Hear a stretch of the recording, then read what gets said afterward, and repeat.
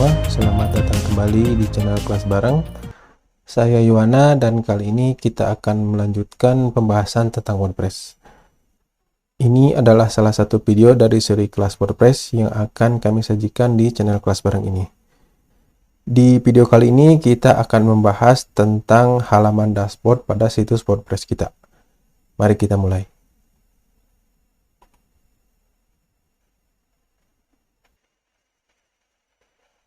Pada pembahasan sebelumnya, kita telah membahas tentang apa itu WordPress, kemudian di mana bisa mendapatkannya, kemudian perbedaan WordPress org dan WordPress.com, kemudian fitur-fitur unggulan dari WordPress, cara instalasi di server hosting, pengaturan awal, dan kali ini kita akan mulai membahas tentang halaman dashboard.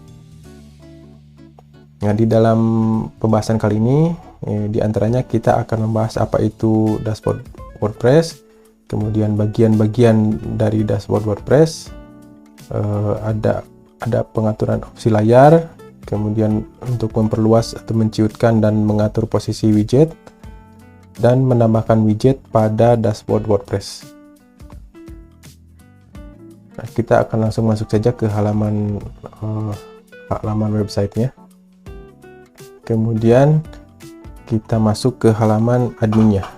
Jadi untuk masuk ke halaman admin, tinggal ditambahkan wp min admin.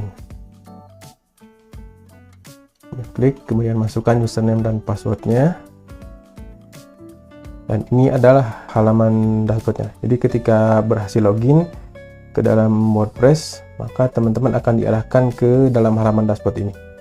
Kemudian pada bagian samping kanan terdapat menu-menu yang memiliki fungsinya masing-masing. Di layar dashboard, teman-teman dapat dengan cepat mengakses konten situs dan melihat informasi-informasi lainnya. Layar dashboard ini menyajikan informasi dalam blok-blok yang disebut widget. Di ini adalah blok-blok widget. Dashboard terdiri dari beberapa section atau bagian. Di antaranya ada bagian selamat datang, kemudian ada bagian status kesehatan situs, ada bagian selayang pandang, ada bagian aktivitas, kemudian ada bagian draft cepat, dan ada bagian untuk acara dan berita WordPress. Namun sebenarnya tidak terbatas pada itu saja, karena ada juga plugin atau tema tertentu yang bisa menambahkan widget tertentu yang khas dari plugin atau tema tersebut. Pada bagian selamat datang, ini terdiri dari ada 3 buah subsection, yaitu subsection untuk memulai, kemudian subsection langkah berikutnya, dan subsection tindakan lain. Nah, pada bagian memulai ada tombol sesuaikan situs Anda. Sebenarnya ini adalah shortcut atau jalan pintas ke menu tampilan sesuaikan. Nah, kemudian ada juga untuk link ganti tema Anda sepenuhnya. Ini juga sama, merupakan shortcut atau jalan pintas ke bagian menu tampilan sesuaikan pada bagian tema. Kemudian pada bagian berikutnya ada langkah berikutnya. Di sini ada beberapa shortcut, yaitu membuat blog post pertama Anda, kemudian ada untuk menambahkan halaman, kemudian untuk menyiapkan beranda, dan untuk melihat situs Anda. Jadi sebenarnya ini adalah halaman belakang atau adminnya. Kemudian untuk halaman depannya ini bisa dilihat di sini. Nah, ini adalah halaman depannya. Jika teman-teman sudah login, maka di halaman depan juga terdapat menu-menu seperti ini. Jika teman-teman belum login ke halaman WordPress-nya, maka ini tidak akan muncul menu di atas ini. Kalau di halaman depan, untuk masuk ke halaman dashboard-nya, itu bisa masuk melalui sini. Menu dashboard di sebelah kanan atas.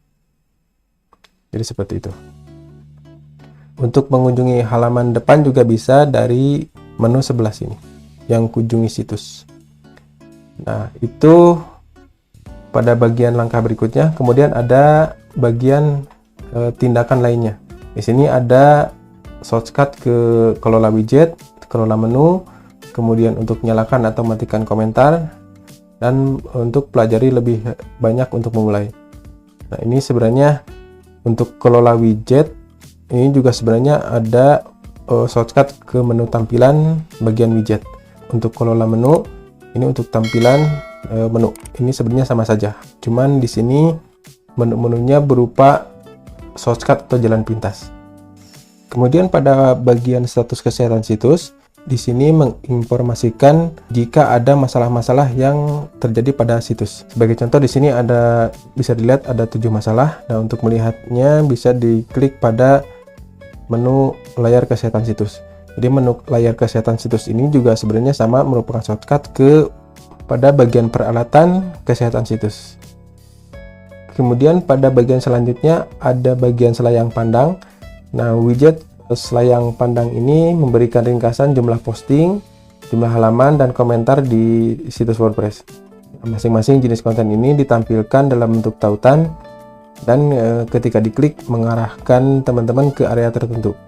Sebagai contoh di sini ada 1 post, kemudian ada 1 komentar, dan ada 1 halaman. Kemudian pada bagian bawah juga terdapat widget untuk memberitahu versi WordPress yang teman-teman gunakan dan tema yang sedang digunakan. Kemudian pada bagian selanjutnya ada bagian aktivitas. Nah, widget ini menampilkan postingan terjadwal yang akan datang atau postingan yang baru saja diterbitkan, dan juga menampilkan komentar terbaru pada postingan, dan juga memungkinkan untuk memoderasi komentar-komentar tersebut.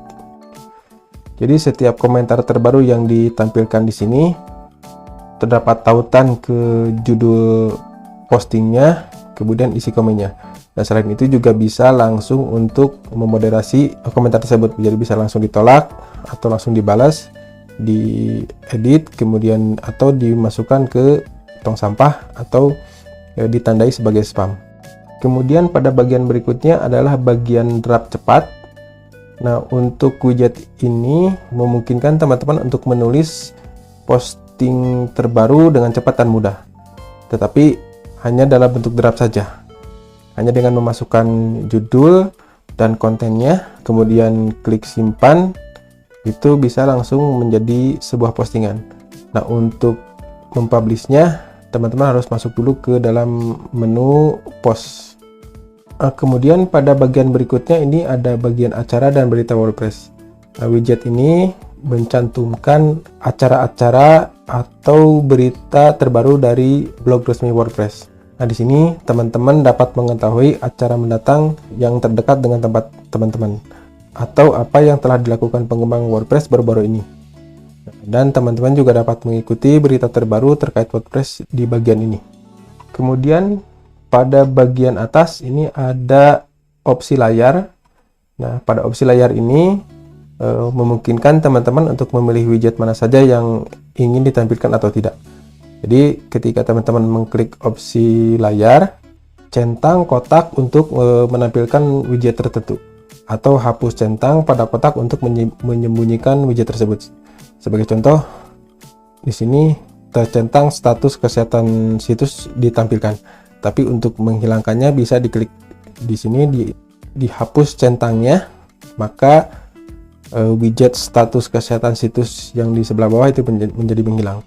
Untuk menampilkannya kembali tinggal dicentang kembali, maka akan muncul kembali di sebelah bawahnya.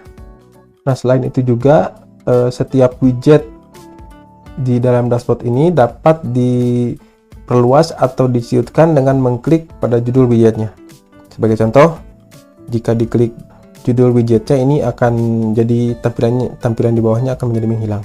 Kemudian untuk menampilkannya kembali, ini bisa diklik lagi.